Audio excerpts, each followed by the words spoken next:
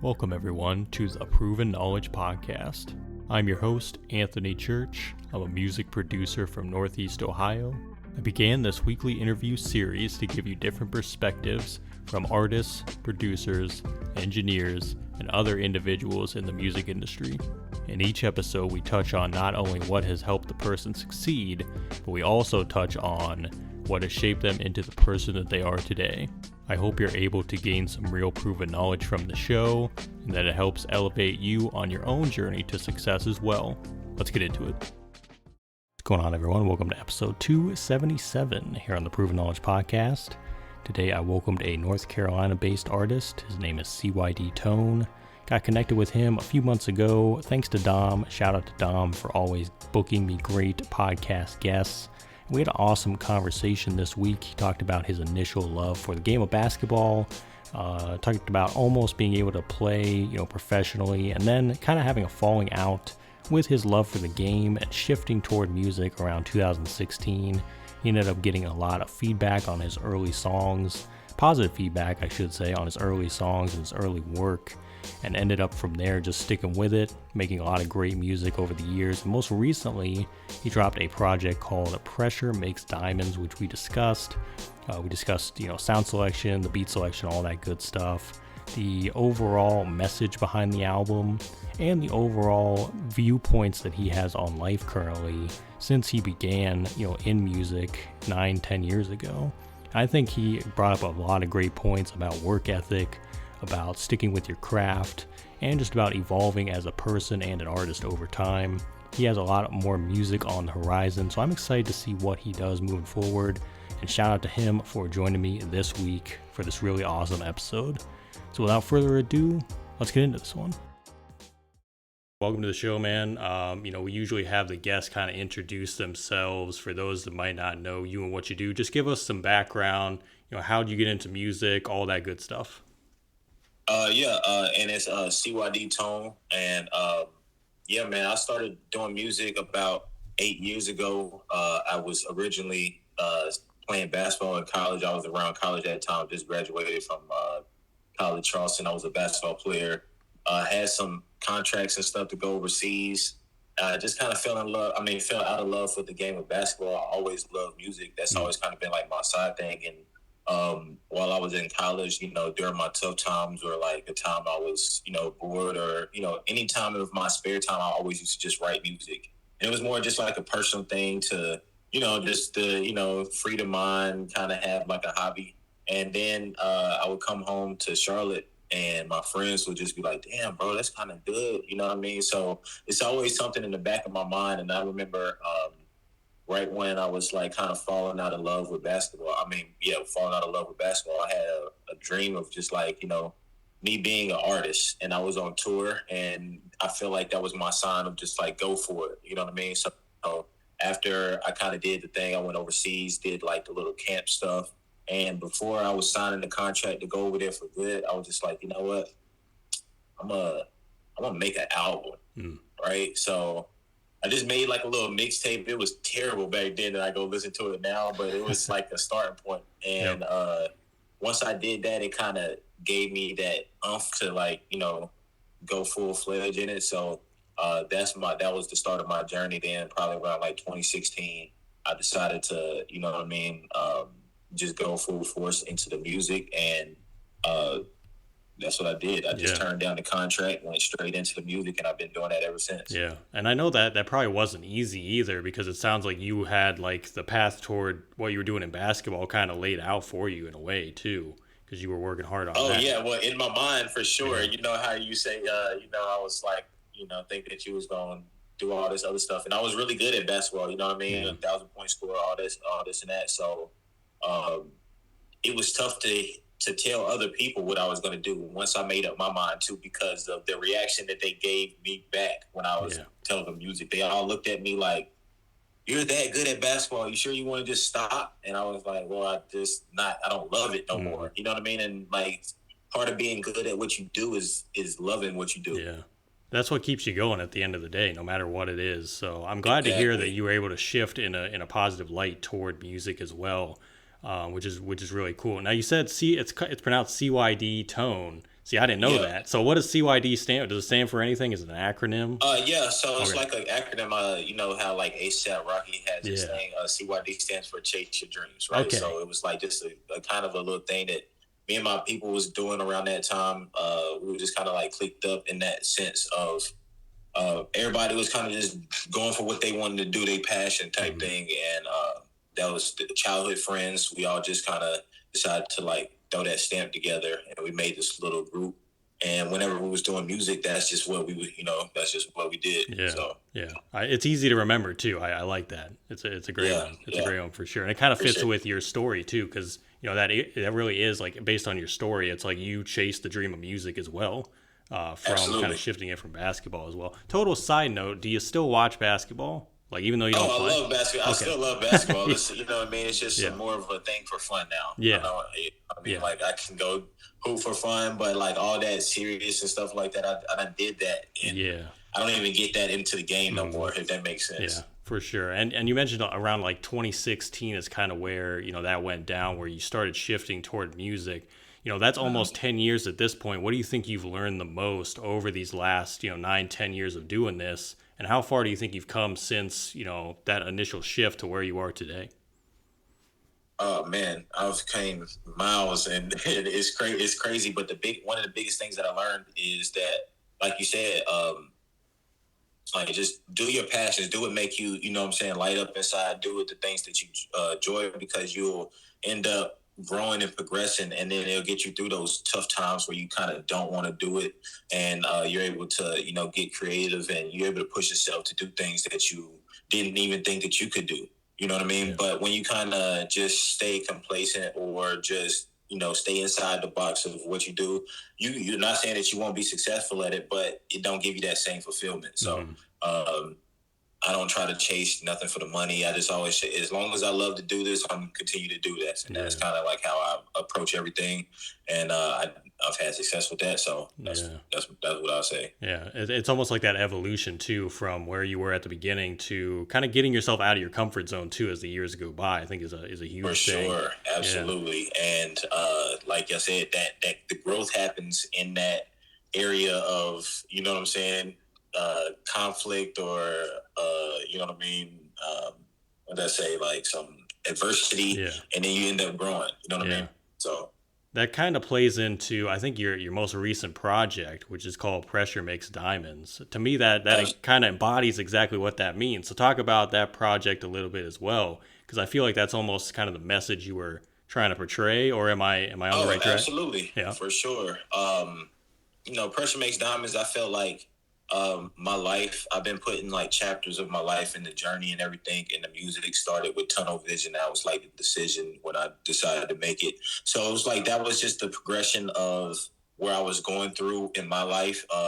Becoming a real believer in like my faith, my man. You know what I'm saying? Just growing into my manhood Mm. for real, and understanding all the trials and tribulations that I went through, and what that was for, and how it's affected me now. So I just kind of reflected on all that stuff and tried to put it in the music and embody that just time period. And came up with that phrase, "Pressure makes diamonds." And I really think there's been, some of my best work so far. Yeah, for sure. And as far as the production, I really love the production choices as well, because I feel like you went for more maybe emotional style of beats as well. Like they're more on Yeah. like the trap side still and more the upbeat hip hop side, but there I feel like there's emotion in there where you can really get off some thoughts that you had Oh yeah, inside for as sure. well.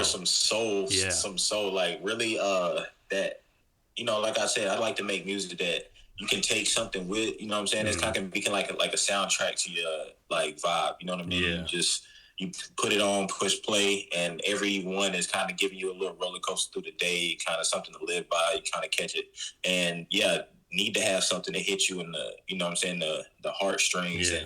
and feel that vibe to get you kind of motivated, feeling, you know what I'm saying, whatever you feeling, it's gonna touch on it. Yeah, very meaningful music too, for sure. And I love the Nipsey interlude as well, where you had Nipsey kind of speaking in the middle. Yeah, Obviously, yeah. Nipsey was someone that touched a lot of people in a lot of different ways. With his messages and like his brand and everything. Is he someone that was a big influence on you coming up as well?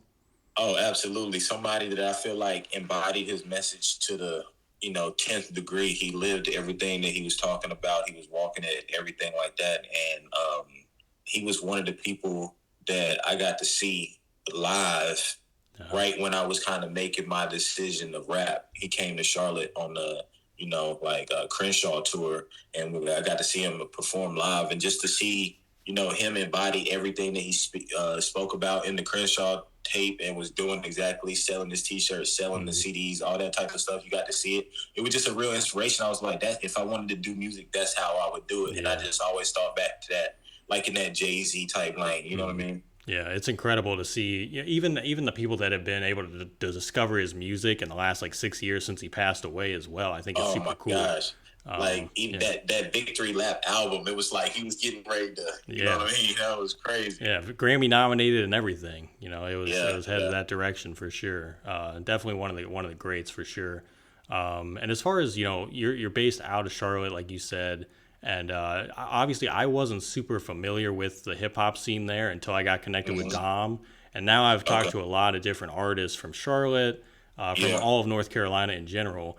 Where do you think you kind of fit in the whole, I guess, the hip hop scene, but really like the independent music scene as well? Where do you think you fit in at? Or do you not care at all? Are you just kind of focused on your own journey and your own lane and just kind of creating, what you're trying to do in your brand and everything? Right now, I feel like the North Carolina hip hop scene in itself is just growing and expanding more. So we're all just really trying to find a real footing in it right now.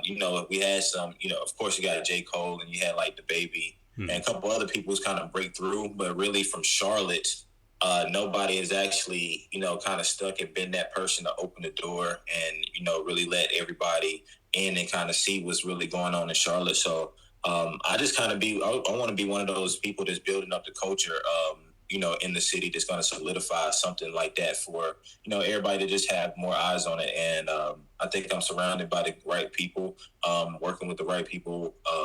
A lot of other artists that's in the city are doing good things too. So we all just working in that collective effort to really try to, I guess, establish a true culture. So whenever you listen to Charlotte music, or you hear Charlotte, somebody say the hip hop scene in Charlotte, you kind of know what vibe they're on. Hey there, hope you're enjoying the episode so far. I just wanted to take a quick minute out to let you know about a couple different ways that you can support the podcast. One of the ways is by clicking that support the podcast button within your streaming platform. That is if you want to be a monthly supporter of the show.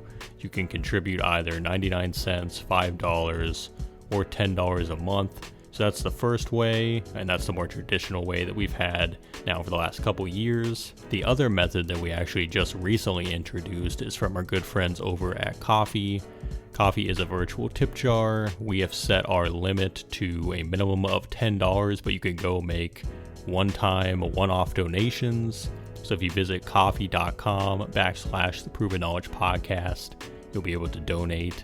And all these different forms of donation go towards getting new guests every single week, getting potential sponsors on board to do giveaways, and overall just making the show better for you guys. So if you want to do that Ko-fi link, it's ko-fi.com/The Proven Knowledge Podcast. Otherwise, again, look for that support the podcast button in your streaming platform if you'd like to be a monthly supporter. And I just want to say thank you guys for your contributions. And without further ado, let's get back into the episode.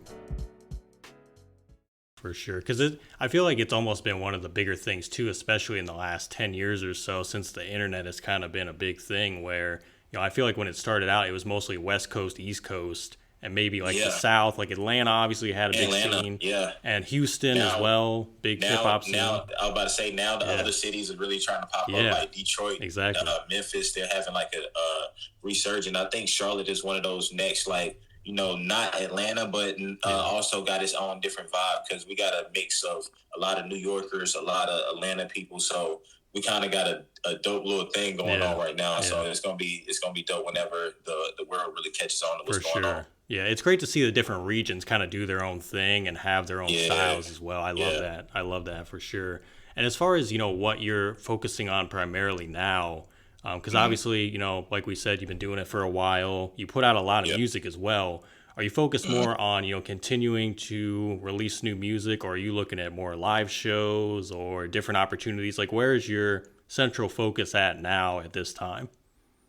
My focus right now is really just building my community. You know what I mean? I feel like I got a good back catalog for people. I'm still continue to work on my visual presence on YouTube and things like that so I can, keep attracting new fans. But right now I'm building up my community, trying to, take that, follow that Nipsey footstep of, combining some merch with the music and really integrating vertically as I go because I really want to come establish if ever a label or other entity want to come in and provide assistance. I want to really have an establishment of how things are working for me, so I understand where the money coming from, Yeah. to understand the business and everything. So we can really have a partnership, and I'm not trying to just do something for the fame or whatnot. Yeah. So it makes sense on all aspects where we can all win and help each other build. Yeah. Being able to have that understanding initially is the biggest thing.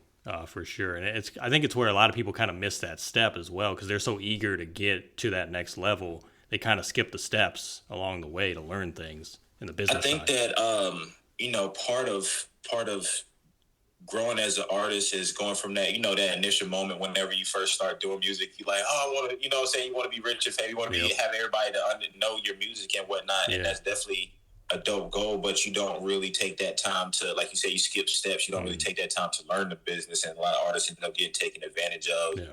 and things like that. So that's why I said kind of really like my path that I've had so far. I appreciate it because I've been able to try and fail and learn different things to where I've kind of, mastered my sound. I feel like I say in the things that I do well. So I know what I'm looking for and I'm trying to give the audience that I'm working Yeah. for, I guess. Being able to put yourself in the best situation, that's awesome. That's exactly what the goal should be. And I think too, I almost call it like being starry-eyed in the beginning. That's what I call it. It's like you got so much wonder and amazement. You're like innocent. You're like a kid because you don't know any of this stuff.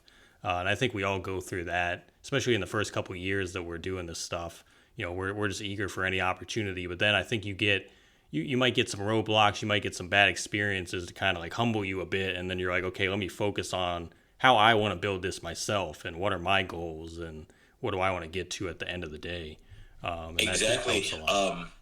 Not to cut you off or No, anything, you're I'm good. sorry. But I see the parallels in like my basketball kind of career and my music career, if that makes sense. So in high school, one of my coaches was like, don't just think about the name on the jersey. Think about what the coach is going to want to use you for, what you are looking for, what you want to be your career. So I remember getting recruited by ACC schools and everything like that. But some of them was like, oh, you might have to redshirt the first year, or you might have to come off the bench behind somebody else. But then College of Charleston said, well, if you're good enough, then we're going to play whoever. Yeah. And that was one of the things. It was like, oh, I know that I can get a chance. I know that I believe in my talent. So if I bet on myself, then I can have really the impact that I want to have. And my coach kind of gave me that little tidbit of knowledge. And back then I wasn't really thinking too much. I was like thinking, where can I go play right now as a freshman? But like I was able to take a little, nugget from that to see how the music business would work, if that makes sense. Yeah, and I think those lessons can even kind of be applied to anything in life as well, because it's like it teaches you the patience and kind of just being prepared for the moment too, because you never know when those moments will come. Most of the time you're not really ready for whatever big moment's going to come your way. You kind of just got to jump in and figure it out as you go. So be as ready as possible is a thing that I think everybody can kind of take from as well. So that's really interesting stuff for sure. And it kind of shows the parallels, like you said, between the two worlds. And is there anything that you're working on currently? It could be new music, or it could be something you have lined up for maybe the end of the year into 2026. Anything you want to let people know about that you're excited for? Yeah, definitely I'm still solidifying some merch and new drops for my clothing line, but keep adding new things and tidbits for the people that's joining my website and our community. So I want to continue to build my community, exclusive releases and everything on that. But me and my partner, Dirty Jers, we're working on a collab album. that's going to wrap up kind of like the fourth quarter for my 2025, and then going into 2026, and then around the summertime, I'm coming out with some more new music solo project. Keep that on the tug for right now, but definitely to circle back on when that album drops. Awesome. A lot of exciting releases coming then. So that sounds yes, awesome. Sir. Awesome, man. Yes, sir. Definitely excited for that. And we're down to the last few questions here. These are ones I ask on every episode, more life-related ones. The first one is, if you could go back 10 years ago and give yourself any piece of advice at all, or maybe not change anything at all, what do you think you would do? My advice would be to do what you thought you was going to do originally, and that's just like have that original vision and stick with it. Because I feel like a little bit at the time, I thought like I was starry-eyed, so I thought, you make money. I mean, you make the music, money gonna come, and I might have got a little discouraged, what made the journey a little bit longer. You kind of get off your path a little bit, but I would just say, continue to do exactly what you did, and I'm still doing the right thing a little bit. For sure. And if we flip that question, then we say 10 years from now, where do you think you envision yourself in music and in life in general? In 10 years from now, I'm hoping it to be, running my own successful label, have a couple other artists up underneath me, owning a successful clothing brand to merge with the music, and then working to get into like that film space too. I want to build that bridge between my music and the film TV shows, or different ideas, little movies that's kind of spun off, like kind of how 50 Cent did. If that makes sense. So I really like his trajectory, what he did. I want to be a little bit more longer established in my music career and release more albums that he did. But I like his trajectory, how he did was the music, fashion, got into film and things like that. That's what I kind of see for myself. Yeah. Do you see yourself acting and producing stuff, or do you want to do like one or the other, or all? I want to act in some of the stuff. I won't probably act in everything, but some of the stuff that I feel like I can showcase. I've always been interested in acting. Me and my partner, Jerge, we always cook up little stuff and do skits and everything to kind of tie our music together, build that world. So I want to continue to do that. I really enjoy doing that, and and then also lend the platform to other creatives who have ideas and stories that they want to tell and don't need me to be acting in it, but just need some assistance or anything like that. I want to be able to share my platform in that aspect. Yeah, I think that's a great way to involve your music as well in some of that stuff. Yeah. That'd be awesome. That'd be awesome, man. For sure. Something to look forward to. Something to look forward to for sure. And do you have any final words of wisdom today for the listeners before we get out of here? Actually, I'll say this because I was reading this book called The Alchemist. It's one of my favorite books. You know what I'm saying? He always talks about as within is without. So, you know what I mean? I just say that we control our own destiny. You know what I mean? You just really find out what makes you happy and really kind of focus on that. And, don't really worry about the final outcome. Just take one step at a time, try to get better each day. That's exactly what I'm trying to do. That's what I took from the book.